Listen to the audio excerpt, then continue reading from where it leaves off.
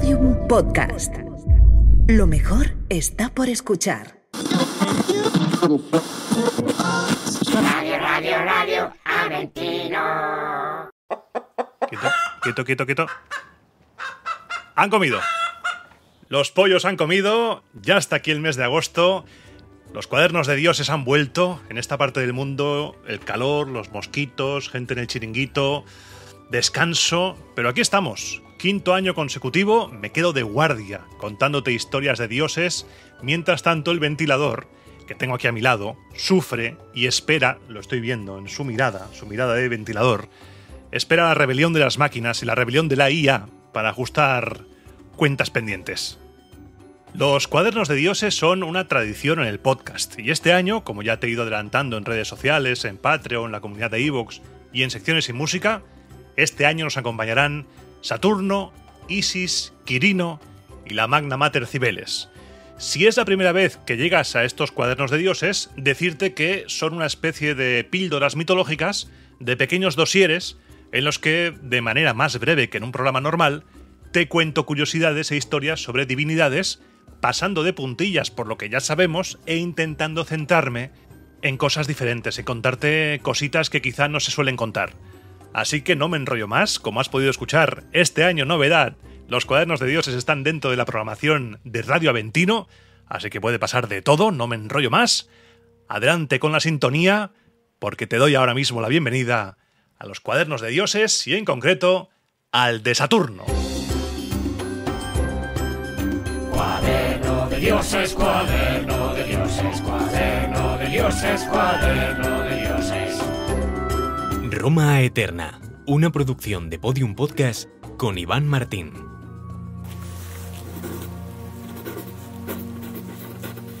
Donde ahora está Roma, fue designado con el nombre de Septimontium, los 7 montes, por tantos montes cuantos después la ciudad abarcó con sus muros. Y de estos, el Capitolio recibió su nombre porque se dice que aquí, al excavar los cimientos del templo de Júpiter, se encontró una cabeza humana. Este monte antes recibió la denominación de Tarpello, por el nombre de la Virgen Vestal Tarpeia, que allí fue aplastada por los sabinos con sus armas y enterrada después. Y ha quedado el recuerdo de su nombre porque aún ahora su roca es denominada Tarpeium Saxum, la roca Tarpeia. Refiere la tradición que antes este monte se denominó Saturnius, de Saturno, y que por eso el Lacio era la tierra de Saturno, Saturnia, como también la denomina Ennio. Está escrito que en este hubo una antigua ciudad llamada Saturnia. Aún ahora permanecen 3 vestigios suyos: el que haya un templo de Saturno, el que haya una puerta Saturnia y el que, en las leyes de derecho privado correspondientes a edificios, detrás del templo de Saturno, las paredes estén citadas como muros posteriores de Saturno. Acabas de escuchar un fragmento de lengua latina, de Varrón, que nos sirve para introducir a un dios que me parece una figura ambigua y fascinante. Por un lado, representa la civilización, el orden, la abundancia, y por otro, encarna la amenaza del tiempo que todo lo devora. Esta dualidad convierte a Saturno en uno de los dioses más complejos del panteón romano. Empecemos por el principio.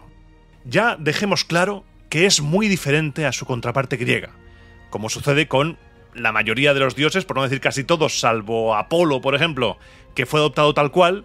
Saturno es mucho más que Cronos. Sí, los dioses romanos cogieron muchas historias de los dioses griegos, pero había dioses ya en Roma antes de esa interpretatio graeca.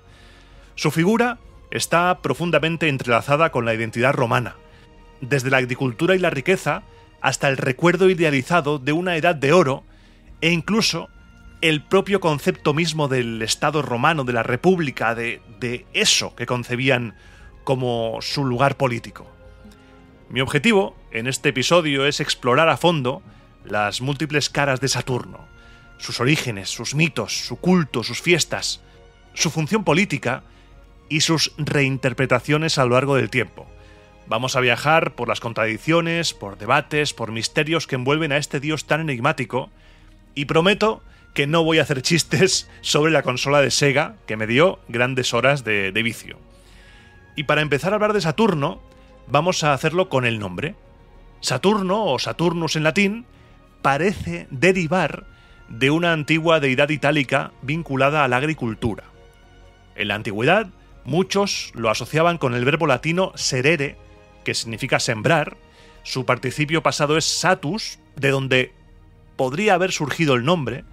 Sin embargo, hoy sabemos que esa explicación es una etimología popular, una especie de interpretación a posteriori más poética que lingüísticamente exacta.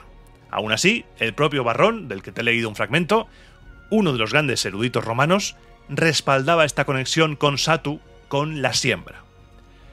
Esta conexión tan estrecha de Saturno con el mundo agrícola probablemente fue la clave para su relevancia duradera en la cultura romana. Que su nombre se asociara a la siembra no es nada casual. La agricultura era el corazón de la identidad romana. Por eso Saturno no era solo un dios del campo, era una figura fundacional, símbolo del orden social y de la prosperidad. Algunos estudiosos creen que también hay huellas de influencia etrusca en los orígenes de Saturno.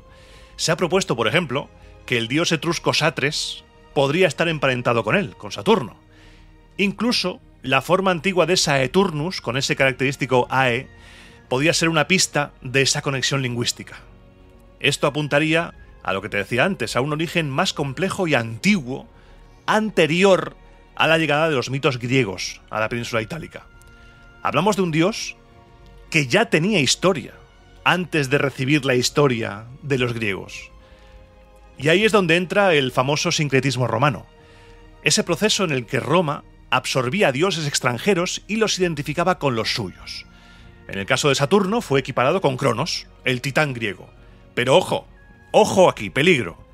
Aunque compartían algunos rasgos, no eran la misma figura, ni mucho menos.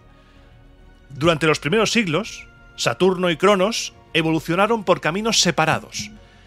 Fue más bien la creciente fascinación de la élite romana por la cultura griega, por su arte, su filosofía, su religión, que comenzamos a ver con la conquista de Siracusa, lo que llevó a establecer equivalencias entre ambas divinidades. Ya lo expliqué, y está, por ejemplo, en mi segundo libro, en La caída de la República, cuando empieza el mundo griego a entrar en el mundo romano y se tiene que explicar cómo es la religión griega. Y se van encontrando equivalencias para explicar y se van fusionando. Aún así, Saturno conservó una presencia mucho más fuerte y mucho más activa en la vida ritual y simbólica de los pueblos itálicos que la que Cronos tuvo jamás con los griegos. Las diferencias son claras. Para los romanos, Saturno era visto como un dios civilizador, un dios incluso benévolo. Según Ovidio, se casó con la diosa Abundancia, con Ops, y gobernó durante una mítica edad de oro, un tiempo de paz y fertilidad. En cambio, Cronos es una figura más oscura, más tiránica. Cronos, el que devoraba a sus hijos por miedo a ser destronado. En la mitología romana, Saturno llega a la región del Lacio, después de ser destronado por Júpiter, más o menos siguen una historia parecida. Allí, en el Lacio, Saturno es acogido por Jano y en lugar de caer en desgracia, enseña a los pueblos la agricultura y las artes civilizadas. Gracias a Saturno, los pueblos, entiéndase desde un punto de vista, te lo estoy contando, un punto de vista como nos lo decían los romanos, abandonan la barbarie y construyen una sociedad ordenada. Nada que ver con Cronos, nada que ver. Cronos, tras ser derrocado, tras perder el poder, es confinado en el Tártaro, el abismo más profundo del inframundo.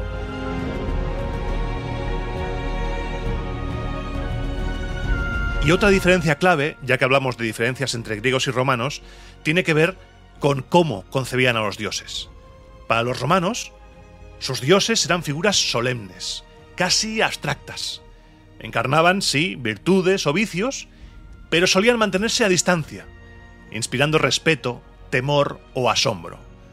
Los griegos, por contra, veían a sus dioses como versiones amplificadas de los seres humanos.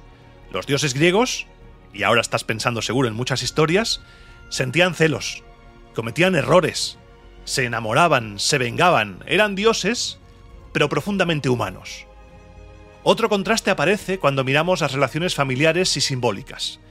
En la tradición romana, como te he dicho antes, Saturno está a menudo asociado con Ops, su hermana y su consorte. Sin embargo, esta pareja es producto de un desarrollo posterior, no es original. En realidad, Ops estaba originalmente vinculada con otro dios, con Conso, una divinidad relacionada también con la tierra y las cosechas. Conso, que es quien aconseja a Rómulo que ejecute el secuestro de las Sabinas. La evolución de Cronos, de esa figura tiránica griega, hacia un Saturno benévolo y civilizador, rey de una mítica edad de oro en el Lacio, la voy a volver a repetir varias veces porque es un concepto muy importante, no fue una casualidad. Fue una transformación intencional que respondía a las necesidades culturales y políticas de Roma. Esta versión amable de Saturno servía para reforzar los valores que Roma quería destacar: la agricultura, el orden social y la estabilidad. Era una forma de utilizar los mitos para legitimar su identidad y sus instituciones. La iconografía de Saturno, como es representado, también refleja esa complejidad. Se le representa frecuentemente como un anciano de barba larga y cabello rizado, símbolo de antigüedad y de sabiduría. Si es que una buena barba, no hay nada mejor para mostrar que una persona es sabia. Los antiguos lo sabían, un barbote y pa'lante. Su atributo más reconocible, cuando tú veas a un señor con barba, con cabello rizado y con una hoz o una guadaña, aquí está, es Saturno, porque es una herramienta que nos remite tanto a la cosecha como a otro concepto: la disolución, la muerte. En algunas representaciones Saturno aparece con alas, evocando la fugacidad del tiempo. En otras, sostiene un reloj de arena, reforzando esa conexión inevitable entre el dios y el paso del tiempo. Es posible que ahora estés pensando en otras figuras posteriores que a veces tienen alas y que a veces sostienen un reloj de arena y que son esqueléticos. Sí, en origen romano, ese era Saturno. Así, Saturno es tanto el dios que cultiva como el que devora, el que da inicio y el que pone fin. Una figura que, como el propio tiempo, no se deja atrapar fácilmente y no se deja conocer fácilmente. Y uno de los elementos que más me fascinan de todo lo que he estado mirando sobre Saturno y lo que te quiero contar hoy es lo de la estatua. Es fascinante. El culto a la estatua de Saturno, que estaba en el foro romano, en el templo, es tremendo, porque no era una escultura cualquiera. Nos cuentan que estaba hueca y llena de aceite. ¿Por qué llena de aceite? He leído que se cree que ese aceite simbolizaba la fertilidad de la región del Lacio, especialmente en relación con uno de sus cultivos más sagrados, el olivo. El aceite, por favor, cocinen con aceite, porque es nuestro tesoro. Pero hay un detalle que me flipa más aún. Los pies de la estatua estaban atados con una cinta de lana. Este gesto ritual tenía un significado simbólico muy profundo. Representaba el control del caos, la necesidad de contener al dios y su energía desbordante. Sin embargo, una vez al año, durante las Saturnales, la Saturnalia, esas ataduras se deshacían. Por unos días, Saturno era liberado y con él también la sociedad. Las normas se relajaban, se invertían los roles y el orden establecido daba paso a una libertad festiva y simbólica. Este gesto ritual encierra una paradoja poderosa, porque Saturno es el dios que impone límites, pero también el que los suspende. Y no solo las estatuas hablan de él.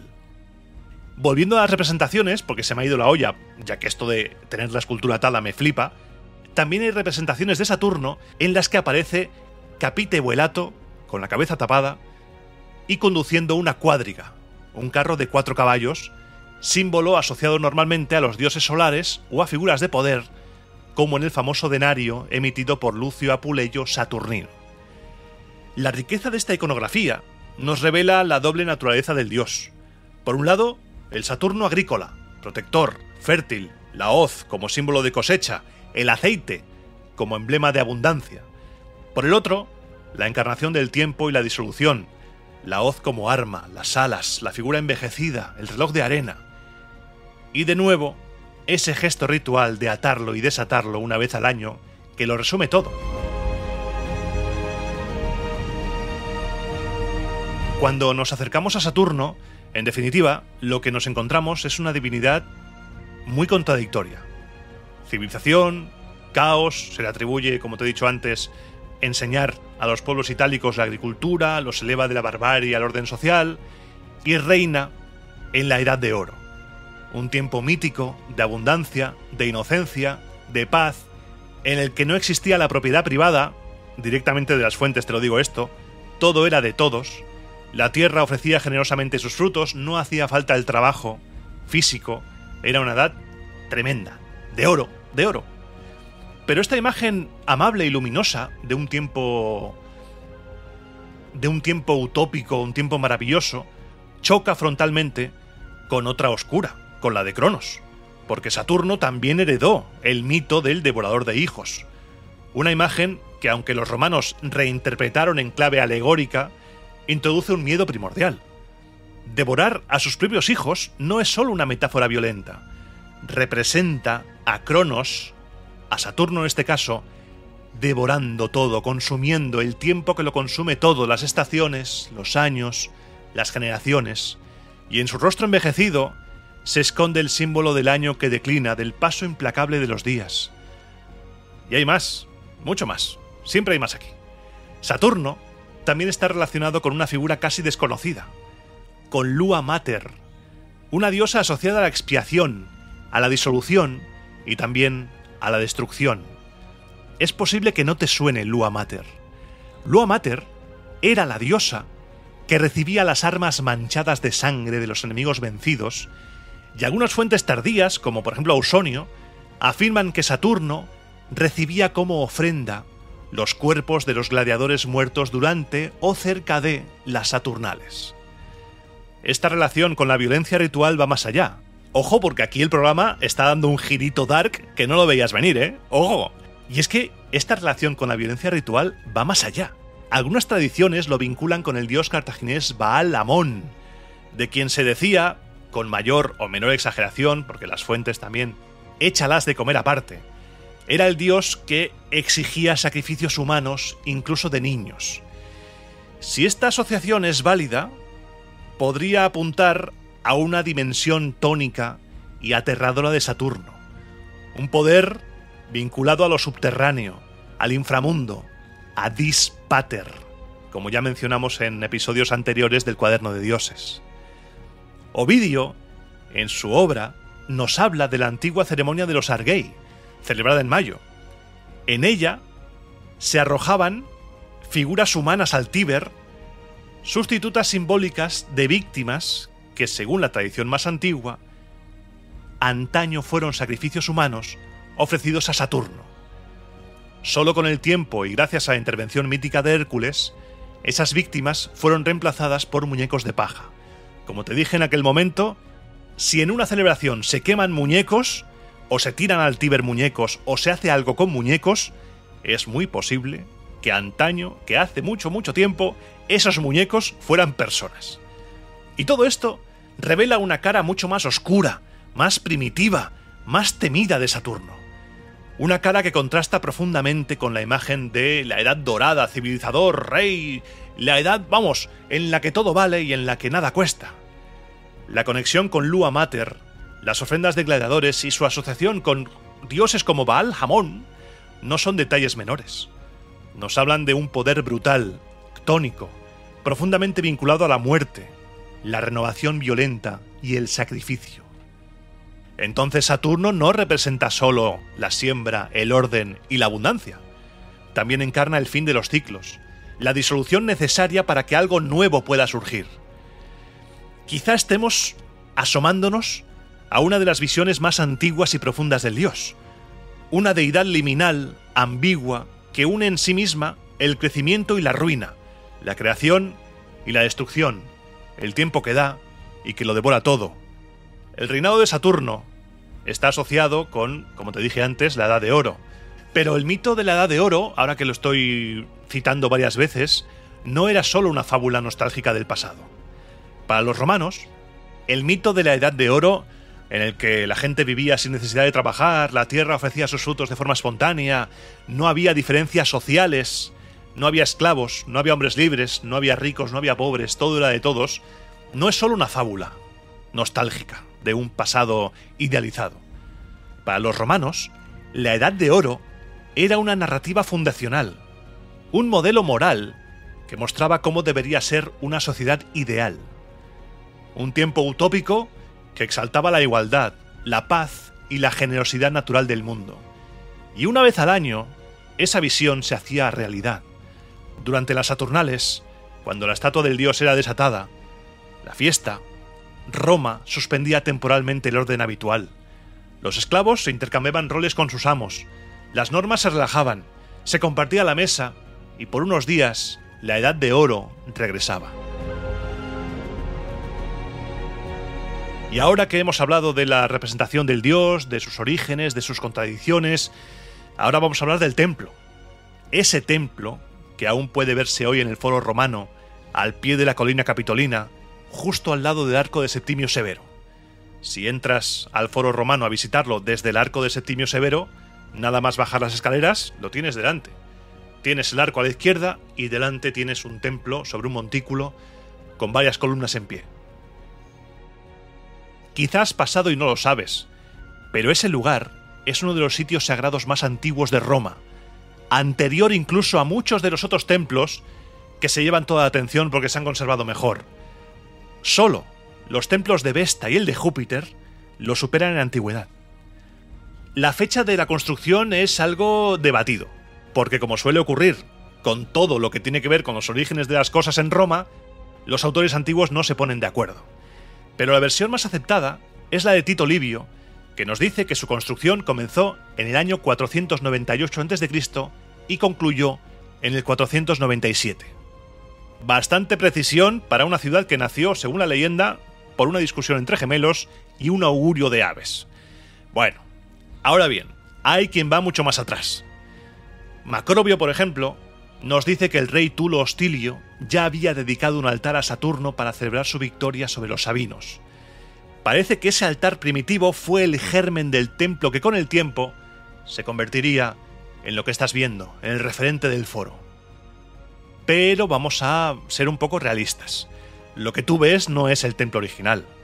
El templo original sobrevivió durante buena parte de la República, pero en el año 42 a.C., Lucio Munacio Planco inició una reconstrucción completa al estilo helenístico, muy de la moda del momento. Lo que te decía antes, la clase alta romana flipó con todo lo griego y empezaron a renovar, empezaron a construir, que si basílicas, que si esto y lo otro, y el templo de Saturno también fue una víctima de ello. Seguramente su estilo arquitectónico sería como el primitivo templo de Júpiter, algo muy etrusco. Si vas a los museos capitolinos, hay fragmentos del templo de Júpiter, porque ahí está la base del templo de Júpiter, y su arquitectura te sorprenderá. Las obras se prolongaron durante la década de los 30 a.C. y se le dio un nuevo aire monumental. Y hoy, cuando vamos a Roma y nos paramos frente a esas columnas corintias majestuosas, vemos una inscripción que dice: Senatus populusque Romanus incendio consumptum restituit. Es decir, el Senado y el pueblo romano reconstruyeron el templo destruido por un incendio. Probablemente esta frase hace referencia a una restauración llevada a cabo en el siglo IV, una muestra más de que Saturno, pese al paso de los siglos y las llamas, seguía siendo una presencia viva en la memoria sagrada de Roma. Pero el templo de Saturno no era solo un lugar en el que había una escultura atada llena de aceite, sino que tenía una función real y poderosa. El templo de Saturno era el centro financiero del Estado romano. Allí se encontraba el Aerarium Saturni, el tesoro público de Roma, donde se guardaban las reservas de oro y plata de la República. Durante los siglos republicanos, este tesoro era administrado por los cuestores bajo la estricta supervisión, que te veo, Timoteo, del Senado, que en última instancia era quien tenía el poder de decisión sobre lo que se hacía. Más tarde, esta gestión pasó a manos de los ediles y eventualmente de los praefecti aerari, altos funcionarios encargados de la administración económica. La presencia de una balanza oficial en el templo no era decorativa. Simbolizaba la equidad y la justicia en el manejo del dinero público. Además del tesoro común, este templo de Saturno también albergaba un fondo especial, el Aerarium Sanctum, una especie de fondo de emergencia reservado exclusivamente para situaciones de extrema necesidad. Ya lo mencioné cuando hablamos de la Segunda Guerra Púnica, de la desesperación romana, y volverá a ser clave durante la Segunda Guerra Civil Romana, cuando nada más y nada menos que Cayo Julio César lo saqueó para financiar su campaña. Su uso se consideraba un acto excepcional, un acto casi sagrado. Pero no solo el dinero pasaba por Saturno. Allí también se custodiaban las tablillas de bronce donde se inscribían las leyes. Y atención, porque una ley no tenía validez hasta que no era depositada en el templo. Era literalmente el lugar donde el derecho romano tomaba cuerpo y se hacía Estado, se hacía la República. ¿Y por qué se eligió el templo de Saturno como sede del tesoro público? Nos lo cuenta Macrobio, y te leo textualmente. Los romanos escogieron el templo de Saturno para ser el erario, porque se dice que en el tiempo en que habitó Italia no fue cometido ningún robo en sus límites, o porque bajo su mandato no existía la propiedad privada. Por esta razón, se colocaría el dinero común del pueblo en él, bajo cuyo gobierno fue todo común de todos. Una cita poderosa que conecta la función económica del templo con el ideal utópico de la Edad de Oro. En esa visión, Saturno no solo representa la riqueza de la tierra, sino también la integridad moral y la justicia compartida, ese ideal de comunidad, de ser bueno todos con todos para tirar hacia adelante. Esta asociación directa con el tesoro, con las leyes, con la buena administración de la República, lo elevó a una posición única dentro del panteón romano. Saturno pasó de ser un dios agrícola para convertirse en un símbolo de estabilidad estatal, de prosperidad cívica y de orden institucional. Y la existencia de ese Aerarium Sanctum, de ese fondo reservado para los peores momentos, sugiere que los romanos confiaban en la protección de Saturno no solo para las cosechas, sino también para la supervivencia misma de la República.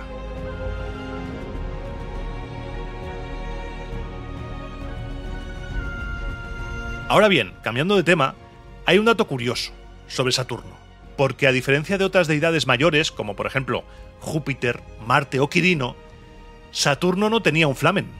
No tenía un sacerdote estatal específico como el Flamen Dialis para Júpiter, o el Flamen Martialis o el Flamen Quirinalis. No existía un Flamen Saturnalis.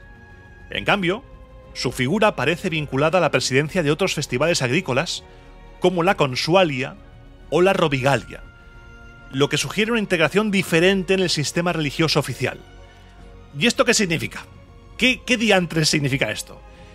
Significa que aunque Saturno era claramente un dios principal, su culto no estaba controlado por una oficina sacerdotal exclusiva y de alto rango. En lugar de eso, parece haber estado integrado dentro de ritos agrícolas más amplios, dirigidos por varios magistrados o varios sacerdotes generales. Es decir, su influencia no se concentraba en una única figura religiosa, sino que se manifestaba de forma más práctica, más comunitaria, más difusa. Esto dice mucho sobre la forma en que los romanos entendían su religión, porque a diferencia de sistemas teológicos centralizados, la religiosidad romana era puramente funcional y se integraba con la vida pública. Saturno era omnipresente, estaba en el calendario, estaba en la economía, estaba en los festivales y estaba en la estructura simbólica de la República. Pero su culto no necesitaba la figura de un gran sacerdote para tener poder. Saturno ya tenía ese poder. Estaba en todas partes. Y ese culto se hacía de manera diferente a cómo se hacían otros. A diferencia de la mayoría de dioses romanos, a quienes se ofrecían sacrificios con la cabeza cubierta, capite o elato, los ritos dedicados a Saturno se llevaban a cabo con la cabeza descubierta. Es una excepción notable, que seguía el llamado ritus graecus, es decir, el rito griego, aunque el propio Saturno era representado con la cabeza cubierta. Es una contradicción que no es casualidad, porque por un lado refleja el carácter sincrético de la religión romana, siempre dispuesta a incorporar elementos de otras culturas, pero también apunta a la naturaleza liminal de Saturno, un dios profundamente romano, sí, pero marcado por diferencias rituales que lo separan de las demás divinidades. Podemos incluso leer esta peculiaridad como una prolongación del espíritu de las Saturnales, esa gran fiesta de inversiones y subversiones donde las normas se suspenden. Pues quizá este detalle aparentemente menor nos revela una vez más la complejidad de Saturno, un dios formado por capas, por influencias, por contradicciones y por antiguos ecos de una religión que incluso los romanos no conocían. Saturno, en definitiva, era un dios con las raíces firmemente ancladas en la religión arcaica romana. Se consolidó como un protector de la gens, de las familias, de las gentes, de los clanes, de los contratos y del Estado mismo. Su culto en el Capitolio, en el Mons Saturnius, como se llamaba antes, nos remonta a épocas inveteradas. Su nombre aparece incluso en el antiguo himno de los Salios. Protegía los recursos básicos, trajo la civilización, trajo el orden, trajo una edad de oro. Y aunque en la Roma clásica fue Júpiter quien se convirtió en el garante oficial de los juramentos y los tratados, Saturno mantuvo un papel clave porque sostenía el orden legal de la vida cotidiana. Su templo era el depósito de las leyes, como te he dicho antes, y eso era un símbolo claro de su función como protector del tejido cívico, de la legalidad y de la prosperidad de Roma desde sus cimientos más antiguos. Y así, casi sin darnos cuenta, hemos llegado al final de este episodio dedicado a Saturno. Mi intención en este cuaderno, como siempre, ha sido ayudarte a descubrir la cara más desconocida de los dioses, en este caso de Saturno, porque detrás del mito, detrás del símbolo, del rito, siempre hay una historia que nos sorprende, siempre hay algo más que contar que no se suele contar. ¿Ha habido algún dato de Saturno que no conocías y que te ha sorprendido? Déjamelo en los comentarios, porque yo me despido, deseándote que los dioses te sean propicios tanto a ti como a los tuyos, y yo, como siempre digo, te espero la semana que viene. Pasaré lista porque hablaremos de otra figura igual de fascinante, hablaremos de la diosa Isis en el próximo programa de Roma a Eterna. Cuaderno de dioses, cuaderno de dioses, cuaderno de dioses, cuaderno de dioses.